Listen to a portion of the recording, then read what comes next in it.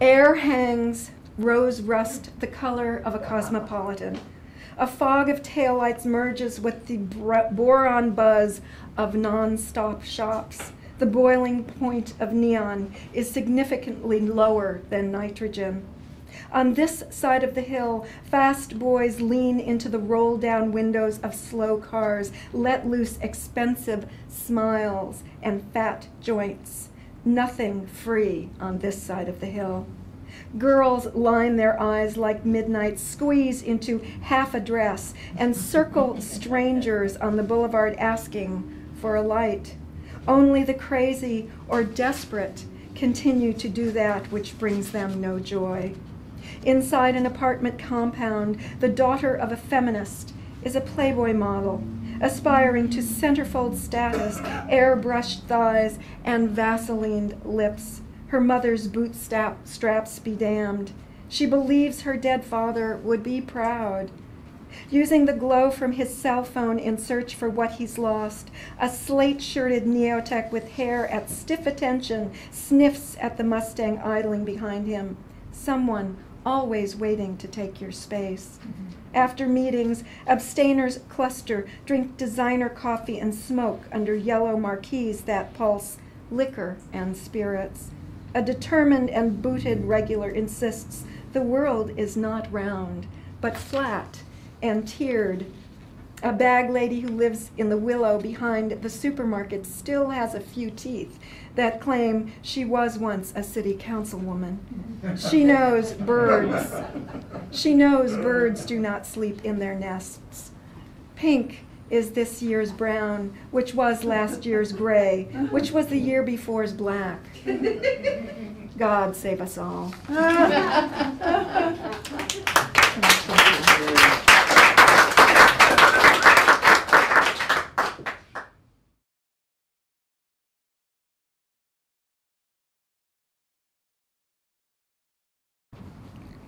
The autumn my sister and I were sent to a foster home for 2 weeks was the autumn I started wetting the bed.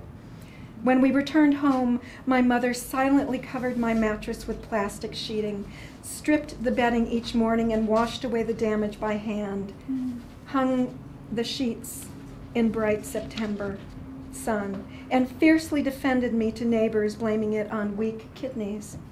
That autumn, the inside of my sister's thighs had bruises shaped like fingers, and the teenage boy who lived in the room next door to us taught her how to smoke. That autumn, I discovered strangers smell of blue dust that camps in the back of your throat. They make cream of wheat all wrong, have clocks shaped like cats whose eyes and tail move with each passing second. I learned that the soft chickens clucking and pecking at the seed I tossed would be killed for dinner. Learned that sometimes someone else's dog comes when I whistle. This was actually inspired by Dean Young. Causal nexus. Like smoke from an extinguished candle that doesn't dissipate, but lives as particles, it's what we leave behind that speaks the loudest and drifts into cracks in glass which break at speeds of more than 3,000 miles per hour. In Florida, African dust clouds blown in whirlpools and eddies across the Atlantic make glorious sunsets, while the French suffer ennui and stare for hours into their tiny cups. You may live any way you choose without reproach, burn your ships and peel only parrot eggs, as long as you don't bury the shells under a crush of complaints. Eastern mystics believe words are tangible energy. What you speak becomes real. There must be great clearinghouses where forgotten phrases gather in long queues, taking numbers, suitcases at their sides, ask the time, looking down, then jostle each other, anxious to be used. So don't make me any promises.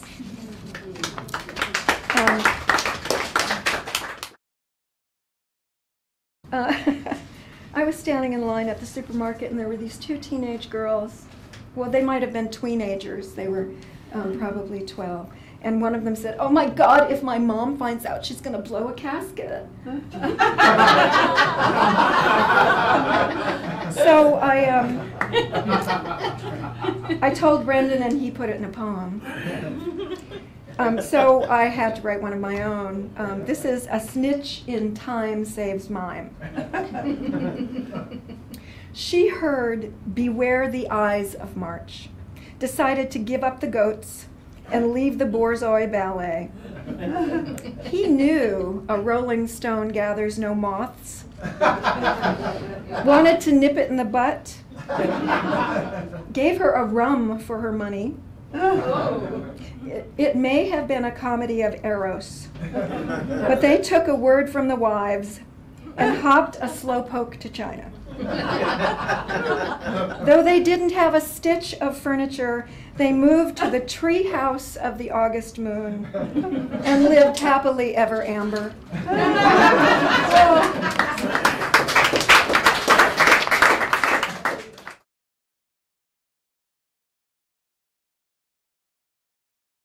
Is there anyone here that does not know what Jackie Kennedy was wearing the day her husband was shot? Okay. Haute couture as witness.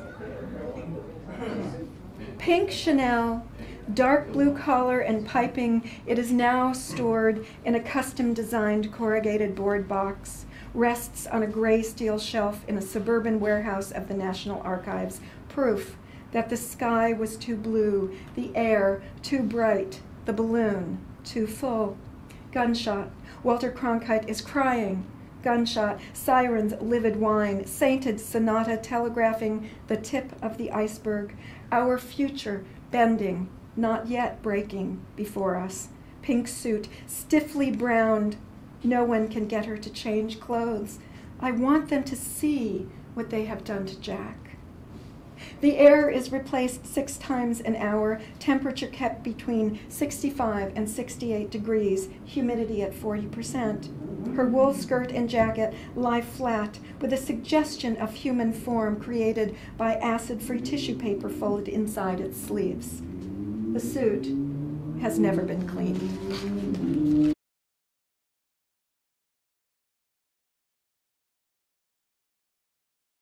This is a poem for Cecilia Wallach and Gerald Stern. Great myths of the world. In Pittsburgh, women eat gardenias, tie dime store scarves twice around their throats, look both ways before crossing the street, go with boys in buck-toothed Studebakers, lick Italian ices from white paper cups.